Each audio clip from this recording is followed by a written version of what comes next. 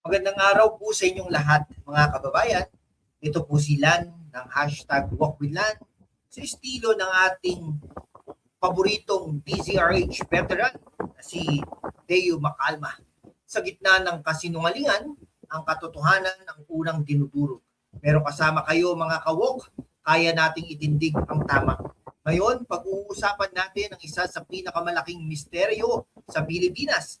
Ngayon, ang pagkamatay ni dating DPWH Undersecretary Maria Catalina Cathy Cabral sa Cannon Road noong December 18, 2025. Mga kababayan, sa Pilipinas, sa United States of America o Estados Unidos, sa Canada, Australia, sa Great Britain o United Kingdom, United Arab Emirates, Italy, Japan, Denmark, Germany, at Hong Kong. Mga OFWs o Overseas Filipino Workers at mga kabataan o youth na nanonood sa buong mundo. Salamat sa inyong solid na suporta. Kayo ang dahilan kung bakit patuloy tayong lumalaban para sa katotohanan. Bago tayo magsimula, mag-subscribe na po kayo sa #WalkWithLan channel. I-click ang bell para hindi kayo mag-miss ng mga updates. At para sa mas malalim na diskusyon, sumali na sa YouTube membership natin. Sama-sama, pananatilihin nating malaya ang boses natin. #laban para sa katotohanan. Una, ano ba talaga ang nangyari? Ayon sa pulisya, noong December 18, alas 3 ng hapon, si Cathy Cabral kasama ang kanyang driver na si Ricardo Hernandez habang naglalakbay patungong La Union sa Cannon Road, bigla raw humingi siya na ihatid sa isang lugar sa Sitio Maramal, Camp 5, Barangay 4, Tuba, Benguet. Tinawag daw niya ang driver na iwan siya doon. Bumalik ang driver pagkatapos ng ilang oras pero wala na siya. Naghanap sa Baguio Hotel, wala rin. Bandang alas 7 ng gabi, nagsagawa ng search ang pulisya.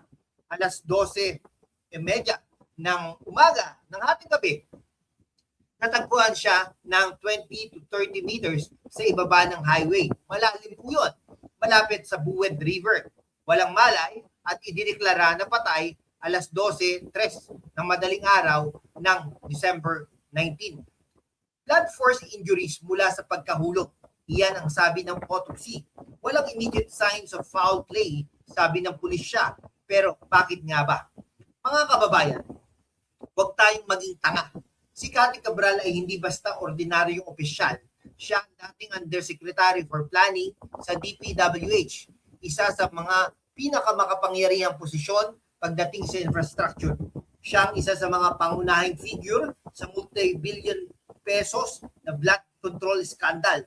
Sa Senate Blue Ribbon at Independent Commission for Infrastructure ICI hearings, siya raw ang gatekeeper ng budget insertions, yung mga pagsingit ng projects sa NEP na may kickbacks, ghost projects at anomalous contracts. Si dating USEC Robert Bernardo ang nag-testify. Si Cabral daw, kasama sina Mark Villar at Manuel Bunoan, at nag-o-oversee ng sistemang ito. May kickbacks, substandard materials, at billions na nawala sa bulsa ng mga makapangyarihan. Ngayon, siya ay patay na. Habang naghihintay ng mga investigators na makapag-testify siya, bigla na lang siyang nawala. Coincidence ba ito o may mas malalim na kwento? Tignan natin ang mga tanong. Bakit siya hiningi na iwan siya sa isang mapanganib na lugar sa Cannon Road? Sigsag, matarik, madalas aksidente. Bakit walang dashcam footage agad na lumabas? Kaya nga humihingi ngayon na ang NBI ng videos mula sa mga motorista na dumaan doon mula 9 a.m. hanggang 7 p.m. noong December 18. Strict confidential daw ang pangako nila. Pero bakit ngayon lang? Bakit hindi agad sinabi ng driver ang eksaktong lokasyon? Bakit may lapses sa investigasyon? Kaya nga na-relieve ang chief ng Tuba Police. Ang mga pamilya niya nag-wave ng autopsy. Naniniwala raw na aksidente. Pero ang ombudsman at ICI, hinahanap ang gadgets nila. Cellphone, laptop, para sa forensic exam. Bakit? May ebidensya doon na maaaring magbunyag ng mas malaking korupsyon. Mga kawok, ito ang klasikong tanong. Suicide ba o silence witness? walang foul play daw sabi ng DILG, pero bakit pa nagtawag ng thorough probe ang PNP chief at DOJ? Sa gitna ng mga ito, ang katotohanan ay laging dinudurog ng mga makapangyarihan. Pero tayo mga Pilipino, lalo na ang mga OFW at kabataan, ang magiging boses.